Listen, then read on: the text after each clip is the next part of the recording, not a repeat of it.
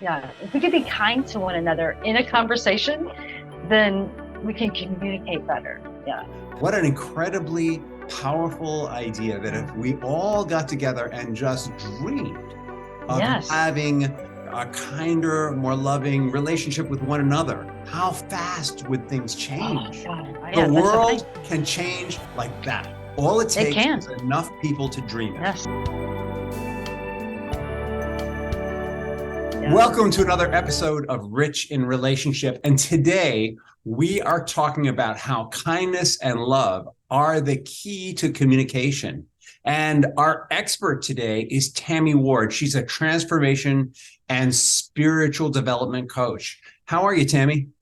I'm wonderful. How are you? I'm excellent. I'm actually thrilled that you can squeeze me in. No, thank you. Thank you. Thank you Yeah. for having me. It's an Tammy's honor. like mad busy, folks. I mean, seriously, like there's a lot of call for who she is and what she does. And given what's going on in the world, I totally understand why. Yeah. So Yeah. the question I ask everyone on the front end is, yeah, well, actually, no, let's not go there today. Let's do this first. I All think right. people would be interested to know why a spiritual and transformation development coach is in such demand right now. Oh my gosh, that's an amazing. Well, COVID. Let me just start there. I think that the world was going through so many pandemics that they did not like the place they were in. Because I think our society gives us these conditioned behaviors that Mm-hmm. continue us to believe that this is the way we should go. This is the way we need to go. This is how my life needs to be. I need to have this house, this plus children, this many marriages before I can move on in life. And Uh-huh. I think a lot of people were just really shooken by the world. And so as a transformation coach, I just shift little habits. I help them find what habits do no longer serve them. Because there's good habits and there's bad habits. And then there's habits that just don't even serve you anymore, ones that you don't even need. And a lot of people were really getting in tuned with their inner self and Mm-hmm. and what their source of energy was coming from. And so the transformation and the spiritual part of that was just skyrocketed for me and my business, in the past few years. And so I think people are wanting it because they no longer want to be buckled down I by, think that's true. I think that being in lockdown and uncertainty really shook things up on the inside and the yeah, outside, which is a little scary and kind of cool. Hey, how did your heart lead you to do the work that you do today? you know, I think it was just whenever I was a kid. I mean, the beautiful part about it is I've always been a motivational person. Somebody was doing something, I was like, don't you worry about that. Don't worry about what that person says, or I just motivated them to just really like, hey, say what you need to say. Don't fiddle paddle around stuff because that just confuses people. And so if you could just really just say what you want, but to get there, they have to know what they want. And I think in my heart, with being 24 years in the military, I was around so many different sailors and soldiers that I've got to know every type of culture there is out there. Dang, And I, 24 years? 24 years. You And you so I, look like you're on this earth 24 right. years. How did you it must have not been very stressful, or you've got very good genes, or both? No, one, just good genes and oil Volay. No, I'm just kidding. Well, hey, maybe I can yeah. sell a spot on this podcast with There them. you go. Give them a sponsor spot. Just good water, lots of water and just really taking care of yourself, I think is the key to all of it. And, I like how you mentioned like no stress because I don't care who you are, you deal with stress. Mm-hmm. And I mean, no matter how little it could be, I mean, you could be a kind of person who stresses out because you no longer have any floss in your or toothpaste in your drawer, right? Or you can be somebody who like stresses out because the car is not starting. And I Mm-hmm. think if we can manage that, and that was the beauty part of it, is like learning all these sailors in the military, is that I got to know and like really define human behavior and what truly motivates different types of people. And from there, it's all about getting them to know themselves. And so my heart came from like, I wanted people to learn how to be at their highest potential in every moment they're in, to just calm down, relax, and come from a place of authenticity Mm-hmm. that's beyond anyone else's imagination. So, Mm-hmm. I mean, that's why my heart's in it. I want people to flourish. I was never in the military, but I got a lot of friends who Yeah. were served in different countries, served here in the U.S., and I got to tell you that if you asked them what the key to communication was in the military, they probably wouldn't say kindness and love. So I'm No, curious how absolutely you got not. how you got that from that environment now. Well, it took me a bit. It took a roller coaster to get there for sure. Definitely leadership, people in the military and also in other, as a CEO of other companies or anywhere you work, there's going to be people who have different types of leadership skills. And everyone always says that famous phrase, communication is key, communication is the key. Mm-hmm. But whenever you're communicating with someone, as you know, I mean, because you are all about communication. So as you know, it's like you have to be on the same page somewhere. And this to be on the same page, you need to come from just a little bit of a place of being kind to not just the person that's sitting across from you or the people sitting across from you, but yourself. If you can be kind to yourself and just give a little bit of love in the thoughts of how you're coming across to other people and how they're coming across to you and then have a dialogue that comes back and forth, that is the key to it. So if we I can be love kind, that. like I said, yeah, if we can be kind to one another in a conversation, then we can communicate better. Yeah. Yeah, I love that. I love that in a lot of ways, and it's interesting because a lot of the work I do is with helping people to Mhm. stop kicking Yeah. each other's butts, basically, Yeah. and then we help them build empathy and trust. But I hadn't really thought about how important it is. I don't think I consciously think about how important it is where we come from. Like a lot of the work, a lot of the systems and tricks and things that we use, Yeah. like when with we got like a 12 step, we got a 12-week program. It's not a 12-step program. That's a whole nother thing, the 12 steps thing. Yeah. Yeah. We got a 12-week program, and sometimes they do it in 10, sometimes they do it in 8, but we try and we tell them 12 so that they don't get disappointed if it takes longer. And it's so focused on helping them identify that I'm going to win and you're going to lose is a dynamic that it will never work.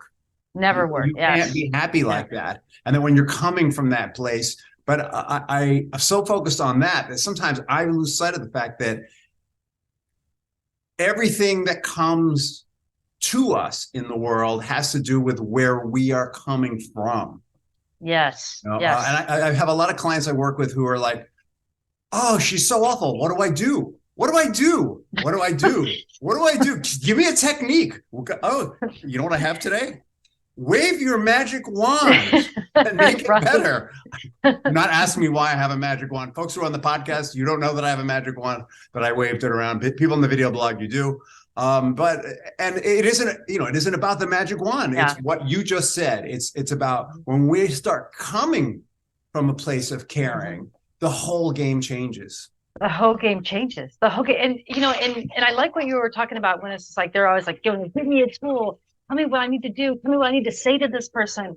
And it's like, oh my gosh, just slow down. Like, how about you say something that's nice, right? How about you just come from a place where, and it's really hard. I mean, I'm sure like with you, and as far as in my business, I deal with, marriage couples. I deal with people like friends. I've worked with people who mother and father or son Mm-hmm. and mother. I mean, it's just there's different dynamics of conversation. Mm-hmm. And so the perfect part of that you said is like, who's gonna win? And it's like, why are you already there? Why are you already there in that moment? Like, well, I need to be right, you need to be wrong. And the thing about that is a lot of people are like, well, I want to be heard. So yes, I'm gonna be right because this is what I feel. And it's like, okay, that's great. Express how you feel, but you can also do it in a way that you love yourself and love the person that you're speaking to, right? You can also hear them. If you want to tell them how much you are in pain, allow them space to tell you how much they're in pain. Mm-hmm. And then just see if you can kind of get in there a little bit and just into the trenches and realize that you both are feeling pain because you're both feeling the same thing. And that's always a wonder to me. It's like, this is how they feel, and this is how these feel. Okay, well, it's the same feeling. How are we going to get through that? Mm-hmm. All right. Yeah. So what are now I'm gonna what do you? I'm laughing Yeah, at no, go myself. ahead. Go So ahead. what Go do you ahead. do to get to a place where you can be loving and kind? I think you get to a place where Well, I think, in my experience, it's been to you get to the place where you no longer need to people please. And I know that goes deeper than anything else, but there's so many people that want to please the person in front of them or even please themselves to where they lose sight of how they would like to communicate or what they would like to get across. So I think if we really just dive down and work on little habits that will help somebody stay focused on the conversation instead of Yeah. like going from past experiences, because people bring past experiences right to the forefront, and it's like that happened yesterday, or that happened 2 weeks ago, or that happened a year ago, or that happened when I was 15. We hold on to those past experiences because we haven't let them out yet. Or We're if not you're into like, past lives, you can really go back. oh, absolutely. And in my spiritual development, that's exactly what I do. I find, through the Akashic records, we find a place where there was a past life where you've always felt this way, You right? know, And this is the reason why you feel that way. two things. The first is we use this process over here to help people release old baggage called a timeline therapy, right? It's Hmm. a neurolinguistic programming thing. And one of the questions you ask on the front end is, if you were to remember, was this before, during, or after your birth? And I get clients who are like, Hmm. Yeah. what the F do you mean before? And Yeah. and the only way I can lay it out for people like who come from that place is, well, it might be something that somebody told you. It might be Hmm. that you have a belief that you have a past life. It might be that you have actually experienced a past life, but it doesn't really matter. The difference between, like when we're talking about the past, Yeah. right? Whether it actually happened or whether you imagine it happened, the mind does not know the difference between imagination and reality. So if you imagine that you are a stormtrooper, Yeah. then you might as well have been one because you've imagined it and it's true for you, and they go, oh, and all of a sudden the whole past life thing becomes reasonable Yeah. to them. Absolutely. Yeah. That was the first thing I want. And the second part is I don't want to let go of oh, well, actually, let's not just throw that away. Yeah, and so whatever you believe about your past, whether Hmm. it's Yeah. this life or another life or something somebody told you about, what happened with your Hmm. parents or your grandparents, it influences your psyche, and there can be emotional attachment to that, and so it's important. All right, now people pleasing. Ooh, just I can't Yes. let that go. I love people pleasing. I love to think Yeah. when we talk about people pleasing, everybody thinks, oh, ass kiss, or somebody who twists Hmm. themselves up into a pretzel to please the other person. And that can be true. It And can be. Yeah. I like to believe that I am not a people pleaser, but I gotta do some self revelation here. Let me wash my soul here Yes. on the podcast. Come out, Rich. Come Yeah, out. yeah, right. No, no more don't ask, don't tell. So Yeah. here's the deal. I'm in Florida right now. My wife pulled me down here for some stuff she wants to do, and Hmm. she has left. And I noticed since she's gone, she went had to go deal with some stuff at home. I noticed since she's gone, my whole attitude about my day has shifted, not completely, but Hmm. somewhat. And I had this realization as I was putting food in the refrigerator. I came back from food shopping. It's like, wow, I didn't do a lot of work today.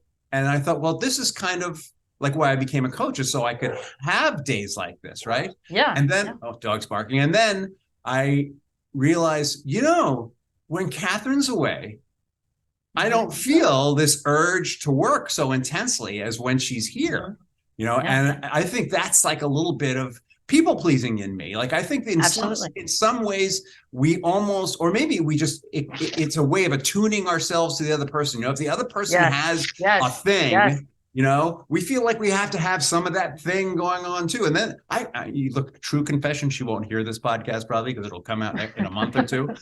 I'm a little relieved that I didn't have to work so hard today, Yeah. and then I got to relax. Yeah. I went out with the dog. He got in the Yeah. ocean. He had a great time. It was like we had a good Yeah. time together. If she were here, no, it would have been nose to the grindstone.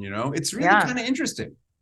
But you said it perfectly when you said tuning in, right? Whenever we're people pleasing or whenever we're in the conversation, we don't realize that we're actually tuning in to the same energy that that person's feeling, right? Mm. We're tuning into the same frequency. I mean, there's countless times I have clients that maybe in the beginning of the day, I will like have a headache or not feel very well. And I'm like, man, I don't know what's going on.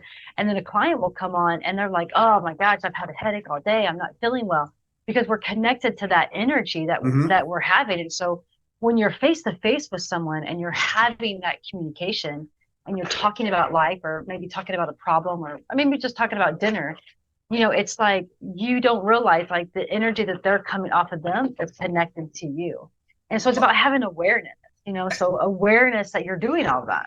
Yeah, and in life, rapport, and when you have a Yeah. partner in your life, being in Yeah. sync is important. I think probably the distinction here is, people pleasing feels to me like I'm selling myself out or some Yes. aspect. Yeah. I'm Yeah. compromising a value of mine in order to please this person. And in this instance, well, it could be some of that. Like, I guess this is something for me to look about in my spiritual life. But Yeah. in this instance, it feels more like, with her, the engine's always running, and I feel like, all right, we're in the car together. Let's go. Yeah. Exactly. And that's how it usually works, especially when we're around other people. And also, the dynamics of thinking about people pleasing in the sense of like where did it come from?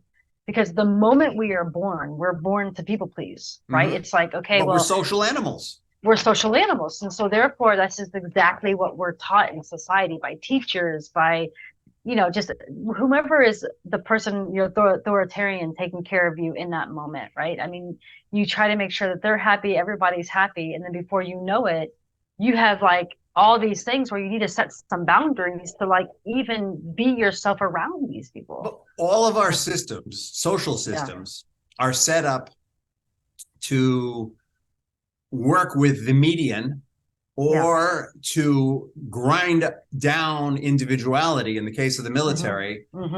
Oh, so, yes. so that there's more uniformity. We know about marriages with children here at Rich in Relationship is inevitably we slip into parallel lives or roommate mode because we're like managing the crew, managing those kids. Well, we've got a solution for you. We've got a special free book for you that's going to give you 7 tips on how to reignite intimacy and passion in your relationship and get back on the same page. And it's easy to get. It's free.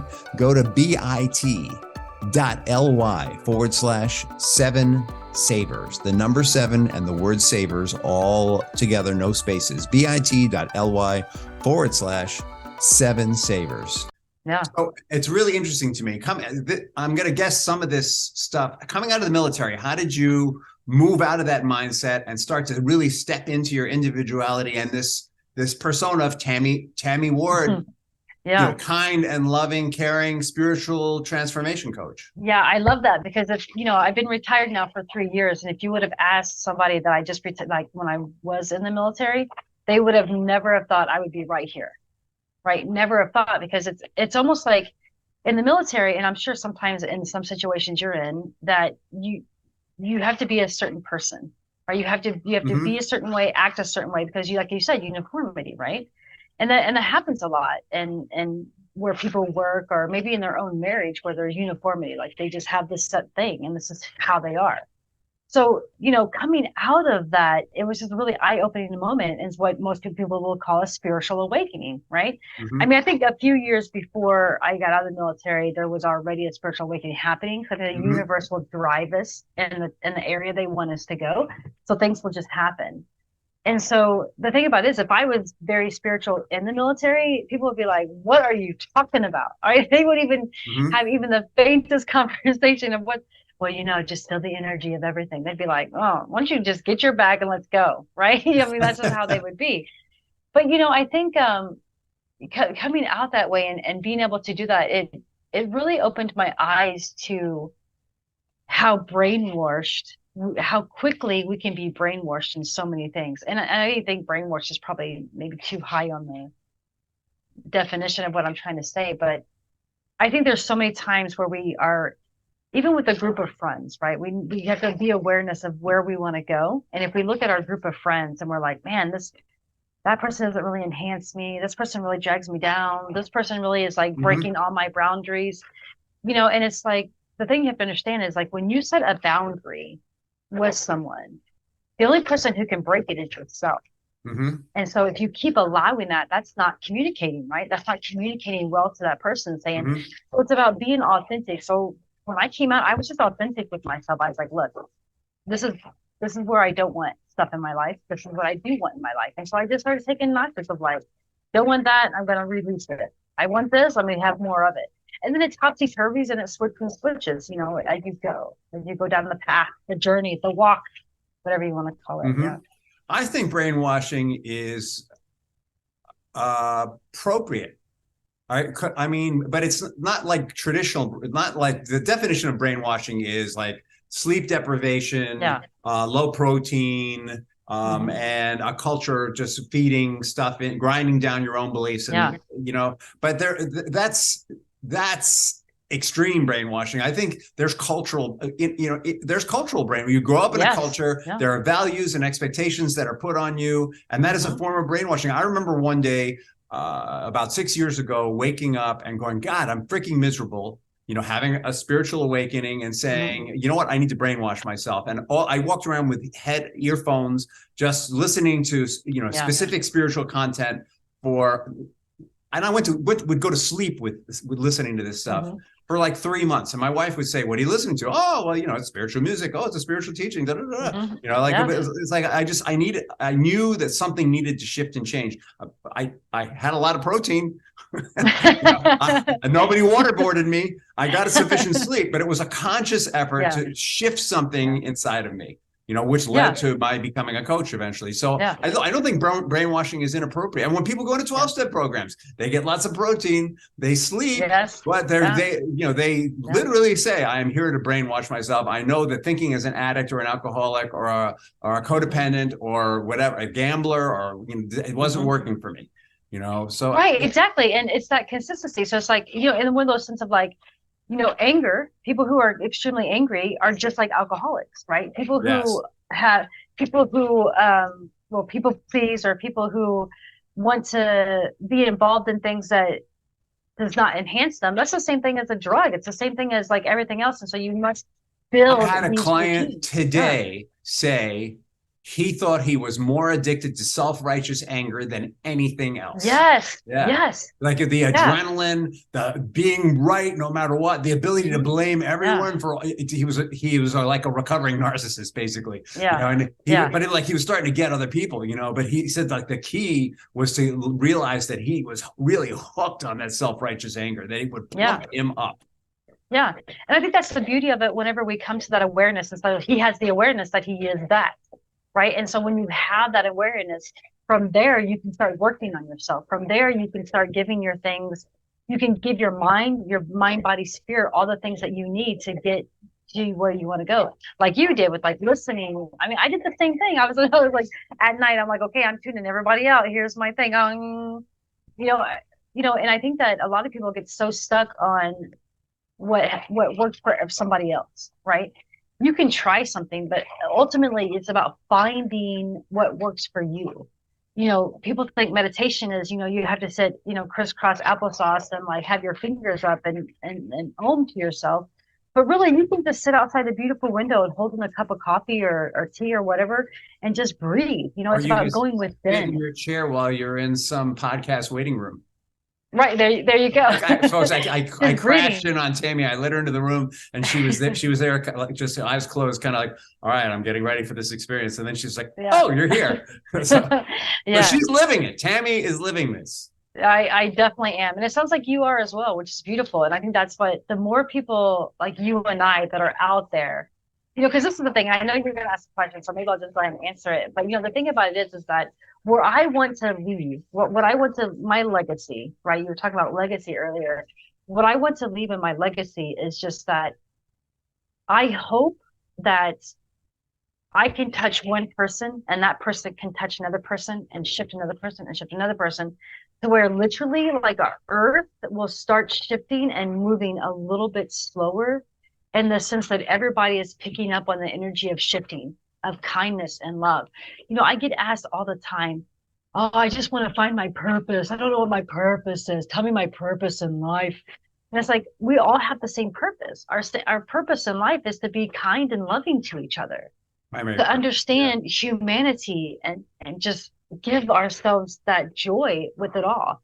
your soul's mission is a completely different story. Everybody has different ones, but that purpose is all the same. You just like blew the whole sequence of my podcast, Tammy. I know, I'm so what am I going to sorry. ask you at the end? I know. Oh What are you gonna no! Okay, but ask? no, What am I gonna ask?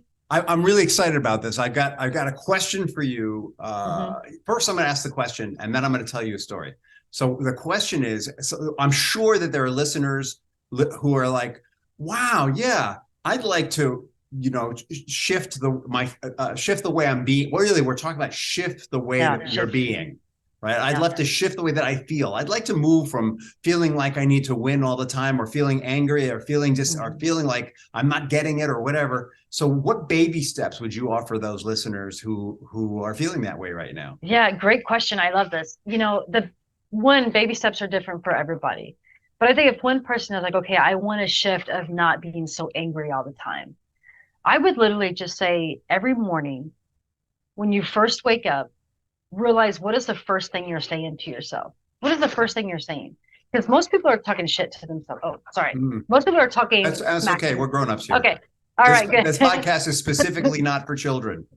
Okay, good. I just want to make sure. Most people talk. Most of my kids knew how to curse at 6, but let's. Oh yeah, mine does too. Beside the So that is besides the point.